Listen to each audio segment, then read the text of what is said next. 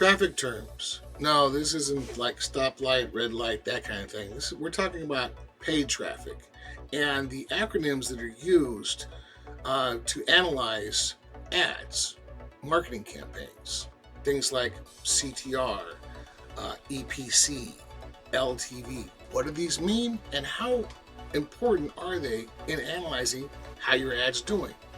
This lesson will show you just Let's go through some terms. Enjoy. Now, one of the most important terms when it comes to paid advertising is lifetime value. To figure out lifetime value, it's very, very simple. You just simply take the total amount of money that you've made and divide it by the total amount of customers you have. So if you have 100 customers and you've made $1,000 so far, then your average customer, one of those 100 customers, your average one is worth $10, right? You have 100 customers, you've made 1,000. 1,000 divided by 100 is 10. So your LTV would be $10. But when you're advertising, you're gonna hear two terms. You're gonna hear below the fold and above the fold. This simply means, where does your advertisement show? So if you're advertising on a website or something like that, you always want to try to be above the fold. What this means is when you go on a regular browser and you visit a website, above the fold is everything that you see without scrolling down. If you do not have to scroll and you can see your advertisement, then your advertisement is above the fold. If you have to scroll down in order to see it, then it would be below the fold. An example is, maybe there's a popular blog. Maybe there's a blog for real estate blog. And man, there's a lot of potential customers there. So you buy a banner on the sidebar of that blog. But then you go visit the blog and you have to scroll way down to the bottom right to find your banner. The problem is when it's below the fold, the average person doesn't ever get down to it to even be able to see it. So you want to, as often as possible, try to get your advertisement above the fold. And if it's not above the fold, then you want to pay less for it, because below the fold is a less valuable place for your ad to be. So you should pay a lower price for that. The next term is CTA. You're going to hear this all over the place. CTA is a call to action. Now, when you're out there and you're doing stuff, you can advertise all you want, but if there's no call to action, then there's no way to get paid. So at some point, you can market, you can make videos go viral, you can get a bunch of followers in your account, you can do all of this. But at some point, you have to figure out a strategic way to have a call to action so people can actually join and purchase through you. CTR stands for click-through rate. Now, click-through rate is the rate at which people are clicking something. This is happening in ads, it's also happening in emails. For example, if I have 100 people on my email list and I send out a video, let's say I send out a YouTube video and 10 people click it, right? That's a 10% click-through rate. Now, the thing that's important about a click-through rate is this will help you determine the quality of your leads, the quality of your ads. If you have a high click-through rate, a high percentage of people are clicking through to the next step, then that means that these are good leads. It stands for conversion rate. So CR stands for conversion rate. Now, this is the rate at which people are actually buying things. So at the end of the day, all the other metrics are kind of vanity metrics. You might make an ad and you see a whole bunch of people commenting. You see a whole bunch of people liking. Your video is getting hundreds of thousands of views. These are small wins and these are good signals of success, right? They're good indicators of success. But the ultimate indicator you're looking for is a conversion rate. You're looking for your ads to be able to actually convert to paying customers. So in most ad platforms, they have a conversion rate in. That's kind of a metric you want to pay attention to, because that's the income producing metric. That's the money making metric. Okay, earnings per click. When you're advertising and building an email list, I oftentimes just focus on this in my email list, right? When I send out an email that has an actual offer in it, like let's say I want to promote a software as an affiliate. I'll send an email to my list. Maybe the software I'm promoting is High Level. High Level is a all-in-one, like a Swiss Army knife tool set for all entrepreneurs, right? So let's say I promote High Level.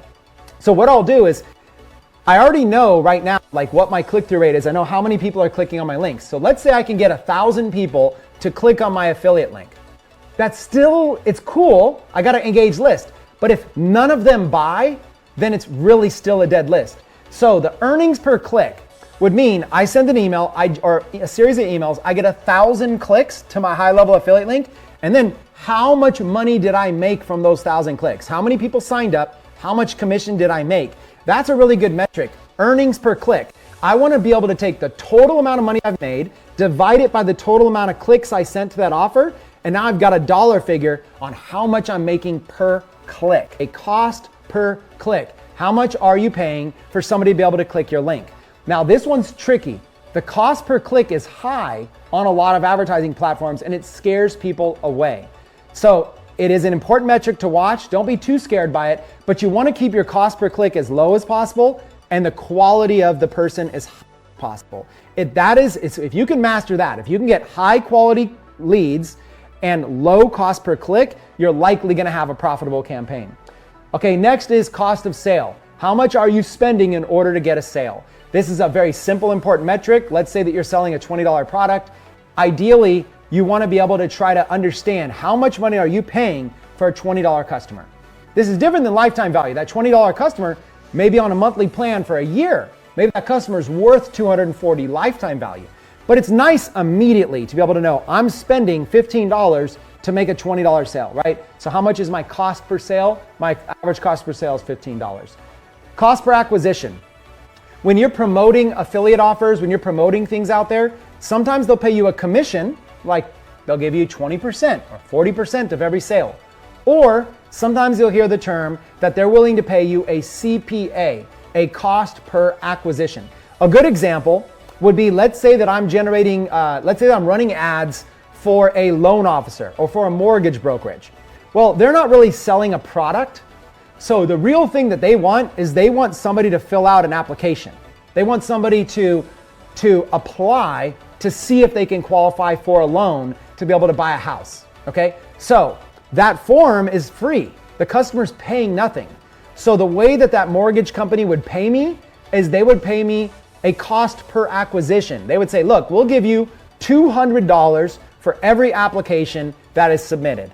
That would be a $200 bounty or a $200 CPA for every person I can get to fill out a form. This is important because when you do paid advertising, sometimes paid advertising works extremely well if you can negotiate good CPA offers.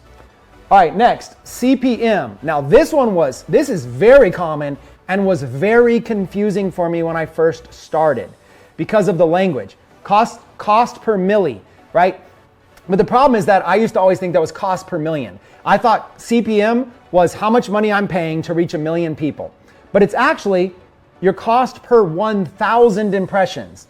CPM is cost per 1,000, right? They should have called it like CP1K and I would have understood it better. But all these platforms use CPM. That is essentially, if you're doing like display advertising, Google ads, stuff like that, they're basically going to display your ad to a certain amount of impressions and you're going to pay for that exposure, right? You're paying to be seen. That is CPM, is paying for that visibility. And so in that metric, you're going to want to say, okay, what is the average CPM? For me to reach 1,000 people, that is the average cost it's going to cost. So if it says like $50 CPM, that means you're going to spend $50 to be seen by 1,000 people. That doesn't mean 1,000 people clicked. It doesn't mean 1,000 people bought. It means for your banner to display, your ad to display to 1,000 people cost this much. That is called CPM. CPL is another valuable metric because cost per lead. Now, leads are not necessarily buyers, but leads are very valuable. Leads can go on your email list and you could follow up with them for life. Maybe they don't buy your initial offer, but they likely will buy other offers in the future. So cost per lead, if you can get good at email marketing, if you can get good at autoresponders, if you find that that is your angle, then cost per lead becomes a metric that becomes probably the most important. Because cost per lead is essentially how much are you paying for a qualified quality lead to be on your list. And you want to keep this as low as possible. Certain platforms are easier. For example, on TikTok, we're getting a CPL of $1 to $2. That means that we're spending $1 to $2 for a lead to be on our list. So our CPL is $1 to $2. On Facebook, it's more like $5 to $10, maybe even $15.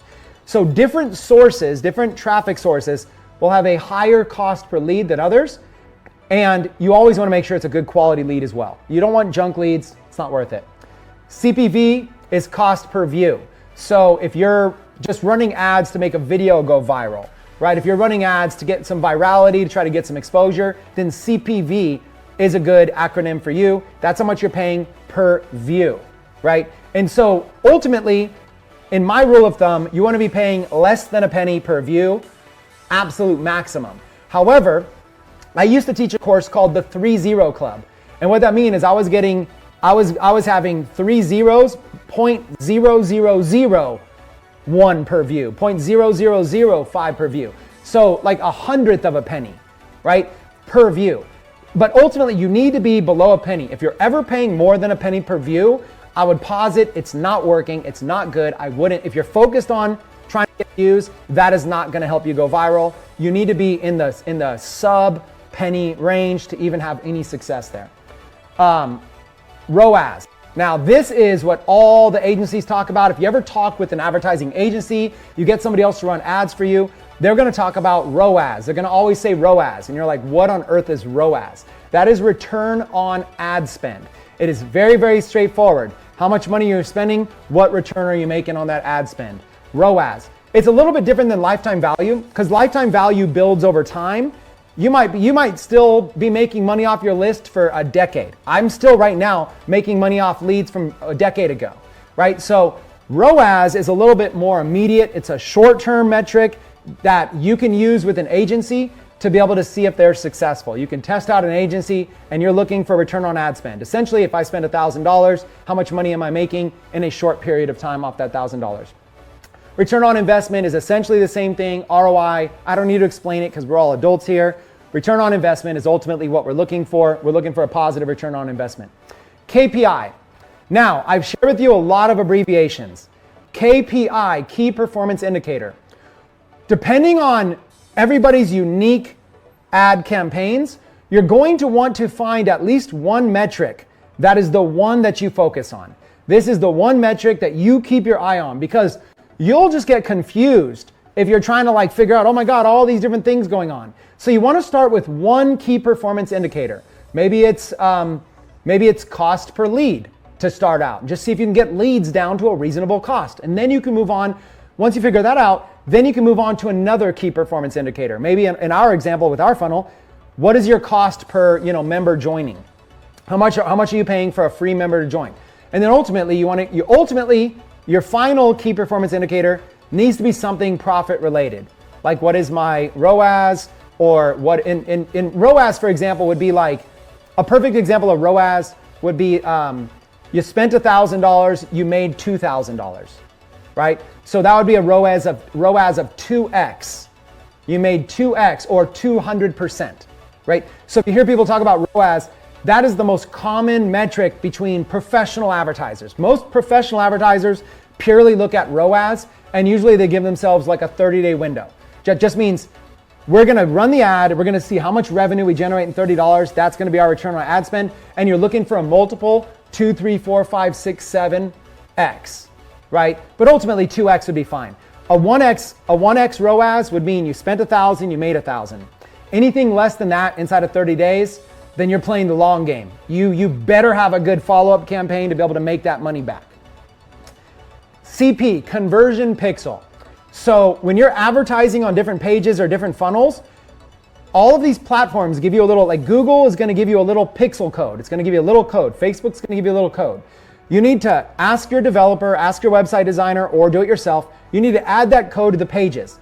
So if I place a Facebook ad, Facebook can tell me how much the click is. They can tell me, hey, this is how much you're paying per click. But once they leave Facebook, Facebook has no idea what they do. They have no idea if that person buys anything.